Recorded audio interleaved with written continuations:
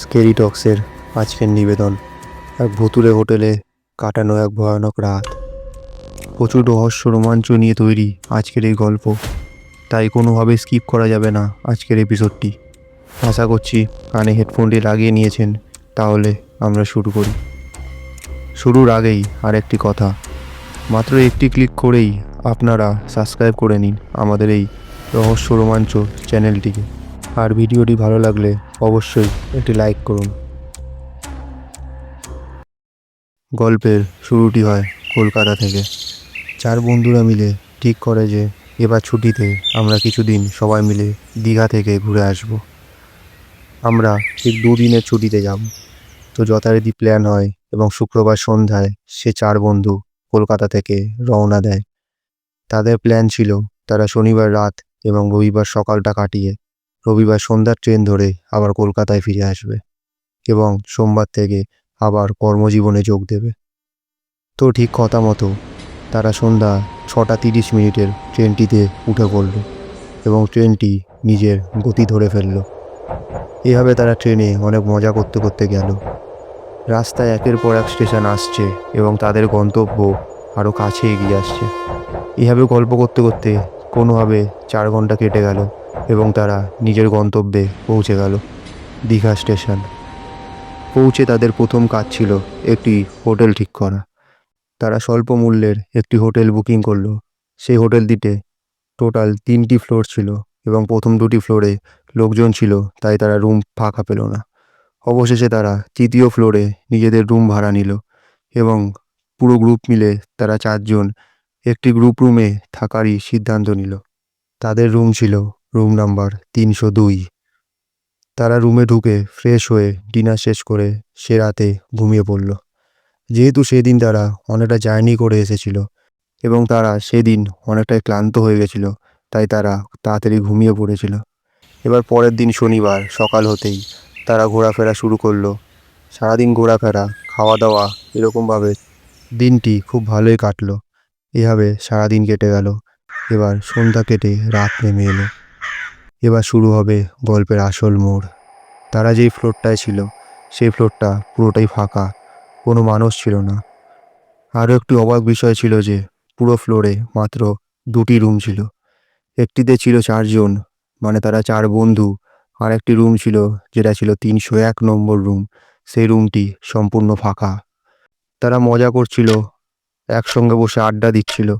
এভাবে বেজে গেল রাত 12টা। হঠাৎ সব থমকে গেল। কানে আসলো কোনো মহিলার কণ্ঠস্বর। কেউ যেন বাইরে দাঁড়িয়ে হালকা আওয়াজে কিছু একটা গান গাইছে।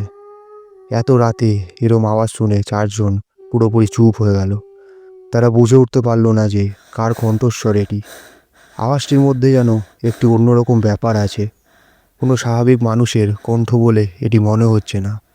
4 জনের মনেই প্রচণ্ড ভয় বাসা বাঁধল। এবার তাদের মধ্যে 2 জন সাহস করে উঠল এবং দরজাটা খুলল। খুলতেই আওয়াজটি পুরো বন্ধ।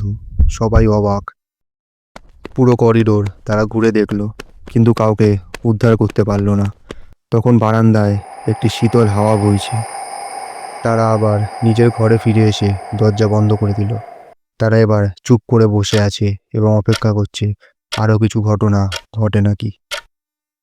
আবার মিনিট 15 কাটতেই পুনরায় আবার আওয়াজ, কিন্তু এই আওয়াজটা একটু আলাদা। এবারে শোনা যাচ্ছে বাইরে বারান্দায় কোনো মহিলা পায়ে নুপুর পরে হাঁটছে। সেই হালকা মৃদু নুপুরের আওয়াজ সেই 4 জন স্পষ্ট শুনতে পাচ্ছে। এবার এটা শুনে তাদের আর সাহস হলো না যে গিয়ে দরজাটা খুলবে। তারা দরজার ফাঁকা দিয়ে একটু উঁকি মেরে দেখলো।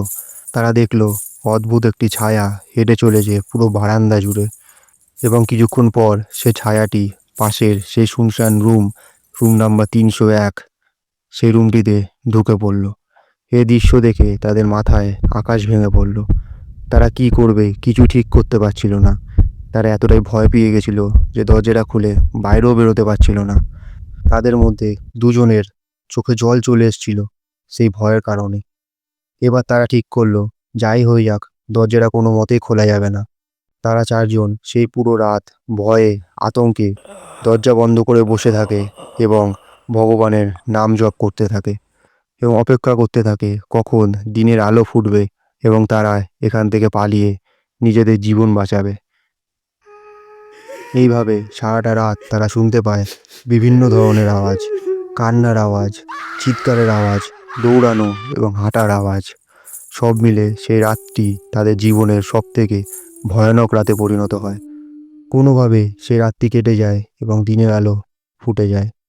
সকাল হতেই তারা নিজেদের জিনিসপত্র এবং ব্যাগ গুছিয়ে সেই ভুতুড়ে হোটেল থেকে পালিয়ে বেরিয়ে যায় এবং তাদের জীবনে এটি একটি ভয়াবহ রাত হিসেবেই থেকে যায়, যার রহস্য আজ অবধি উদ্ঘাটন হয়নি।